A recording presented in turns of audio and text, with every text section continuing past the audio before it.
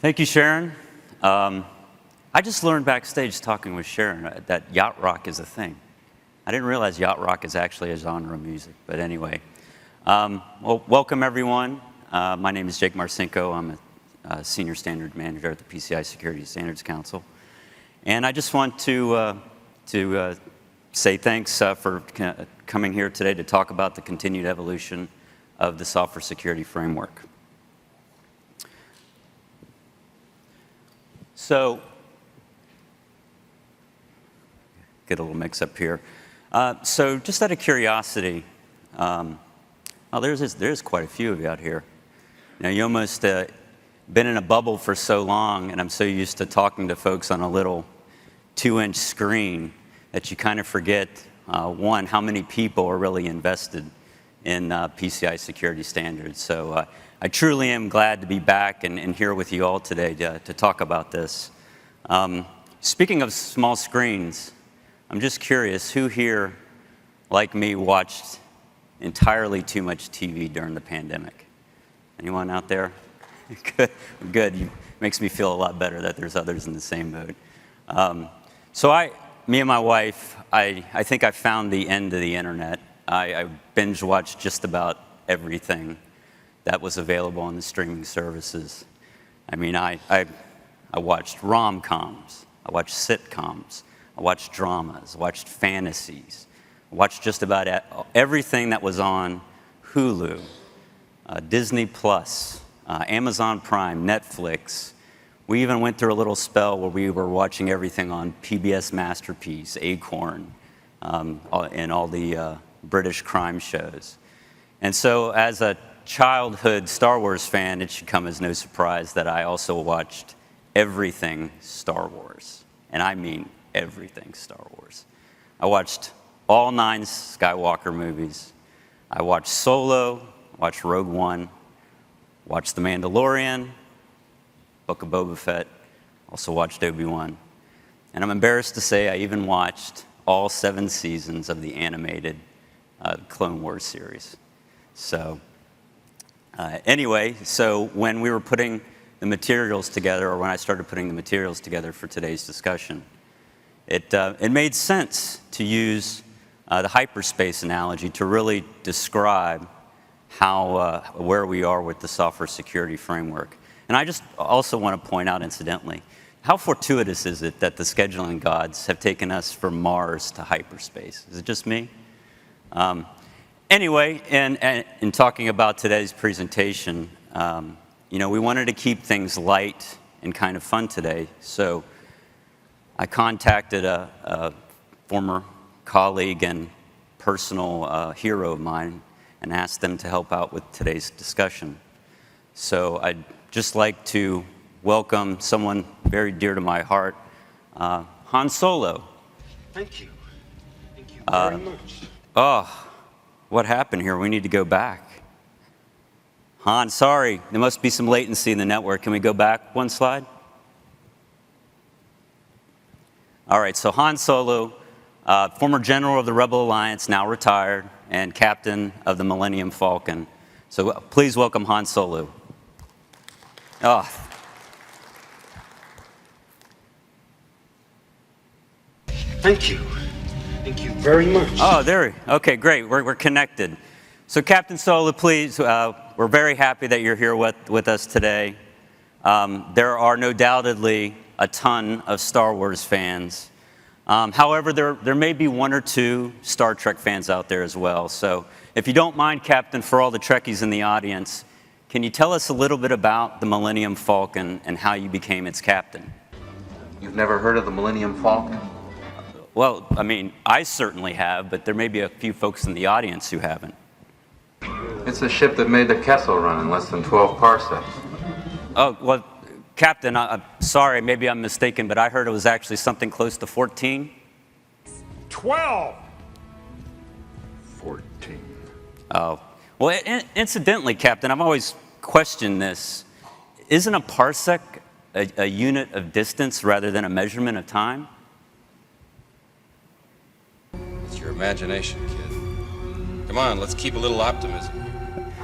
All right, well, fair enough. Well, Captain, again, we're thrilled that you could join us today to help help with the conversation about the PCI software security framework. You want my help? You're getting it. So in today's session, what we'll do today is talk a little bit about the software security framework, how it's structured, and then we'll go into a little bit of details about some updates that we have planned for this secure software standard that we expect to publish later this month. And then we'll round out today's discussion talking about our plans for how we envision us evolving the software security framework further. So for those who aren't familiar with the software security framework, it's a collection of security standards and validation programs for payment software vendors, developers, and service providers to ensure that they develop their payment software in a manner that protects payment data, but also ensures that that software is resistant to common attacks. Now, when we first launched PADSS in 2019, we did so with the intent, when we first launched SSF in 2019, we did so with the intent to replace PADSS. Now, PADSS has served this community for well over a decade, but it had run its course, and the industry really needs a new approach that could still support the merchant's use of payment software in a DSS environment, but one that could also support other types of use cases. We also created SSF so that it could cover new and evolving threats and attacks that weren't previously covered under PADSS. And also in a manner that could support both current and future payment software architectures and use cases. So what we ended up with is two standards, each with its own set of supporting documentation. And that includes program guides, one for each standard, reporting templates, attestation forms, and then both standards share a common glossary and then a set of assessor qualification requirements. Many folks tend to focus only on the standards and they don't realize there's all this supporting documentation associated with it. But in addition to all this to these documents, we also have general FAQs, which provide high-level information on each standard and their associated program. And then we have something that's called technical FAQs, which provides detailed guidance on requirement interpretation and application. For those of you who are familiar with other PCI SSE programs like PTS, POI, and HSM, technical FAQs have been used in that program for a long time, and it's something that we're looking to leverage. We don't have any technical FAQs right now, but it is something that we're looking to leverage more as we continue to evolve the software security framework. So in addition to all the documentation that I just talked about, the secure software standard is subdivided into what we call three distinct requirement modules that are separate from, three distinct requirement modules. We have what's called the core requirements module, which defines security requirements for all types of payment software, regardless of the architecture. Then we have what's called the account data protection module, which defines security requirements for the storage and retention of PAN and SAT.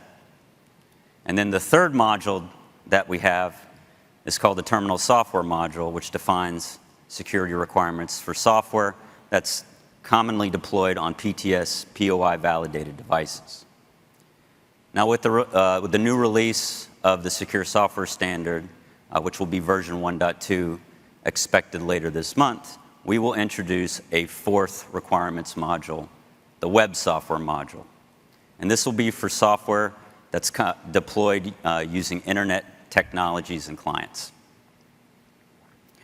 Examples of the types of software that are targeted or intended for the web software module include browser-based payment applications, payment processing APIs and pages, and embedded shopping cart tools and functions.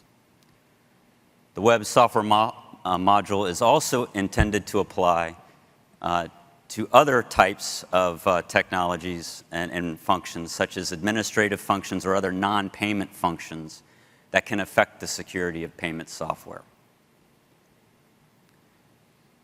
Now, we feel the web software module or the web software warrants its own module because web architectures present their own set of security risks and challenges. Let's take web APIs, for example. Web APIs are a great way to expose functionality to a variety of different use cases. However, by exposing these APIs, it can create additional attack vectors that otherwise don't exist in other forms of software, like embedded software, for example.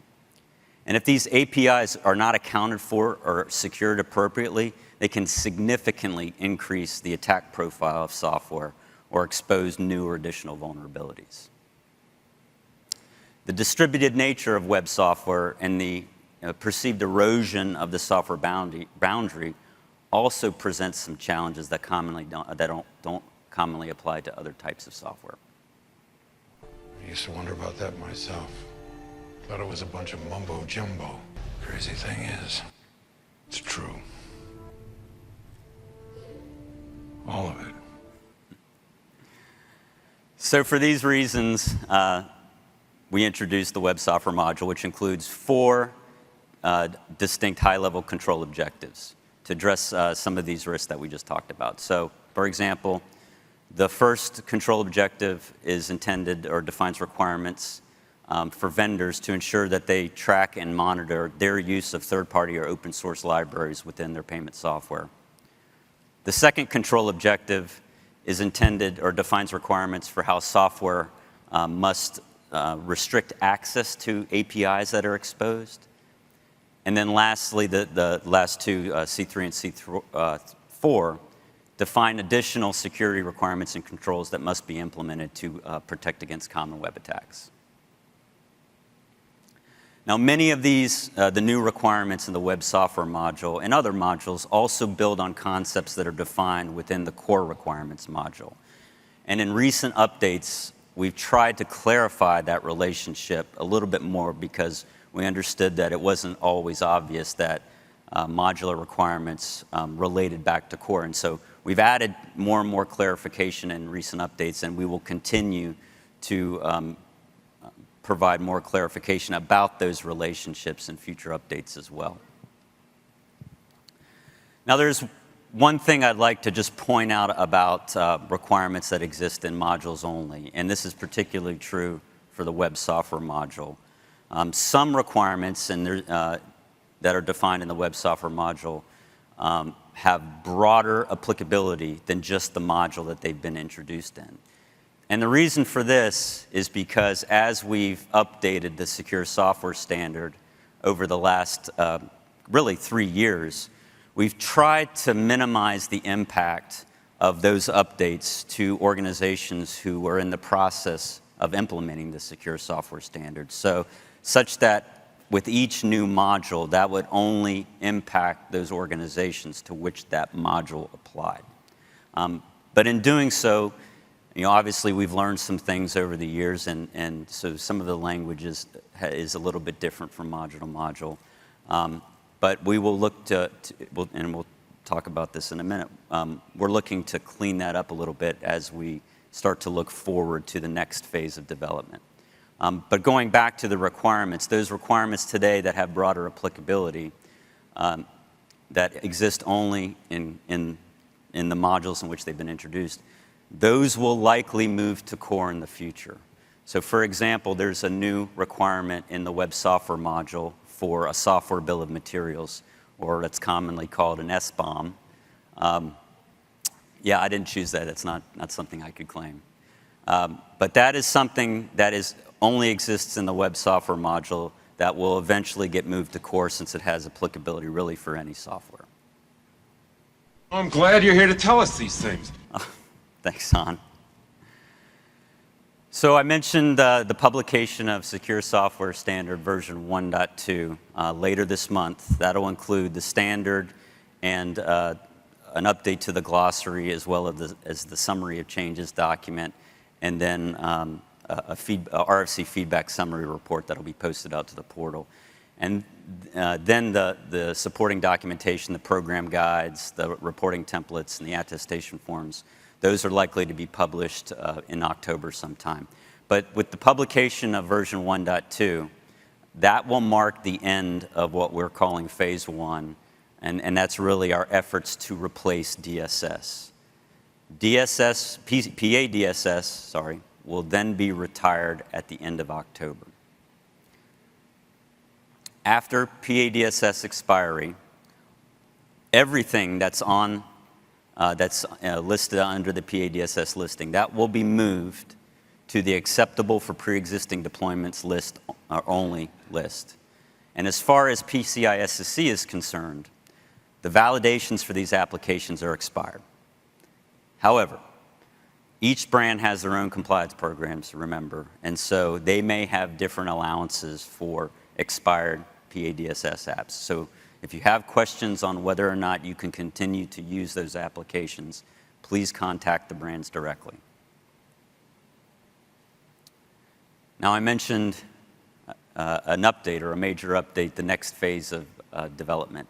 We have already started planning for a version 2.0 update to the to the software security framework. But actual development and the efforts to build out version 2.0 will start in Q1 of next year and will likely run through the end of the year and possibly into 2024. Good, I hate long waits.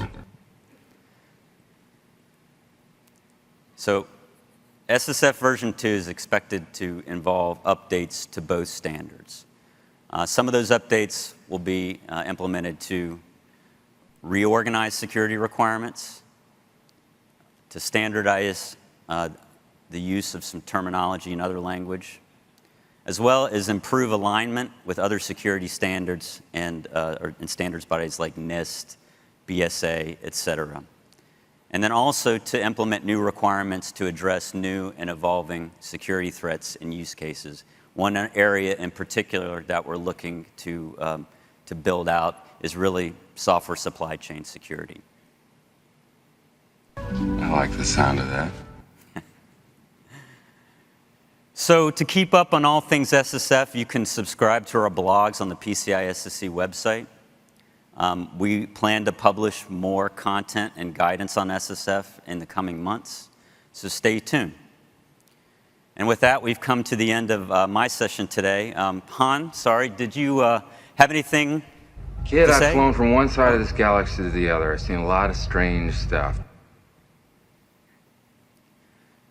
Hokey religions and ancient weapons are no match for a good blaster at your side, kid. Well, Han, I just want to say on behalf of the audience, we wish you the best of luck in your retirement and as you look to patch things up with your estranged son. So, thank you, everyone. Go strap yourselves in. I'm going to make a jump to light speed.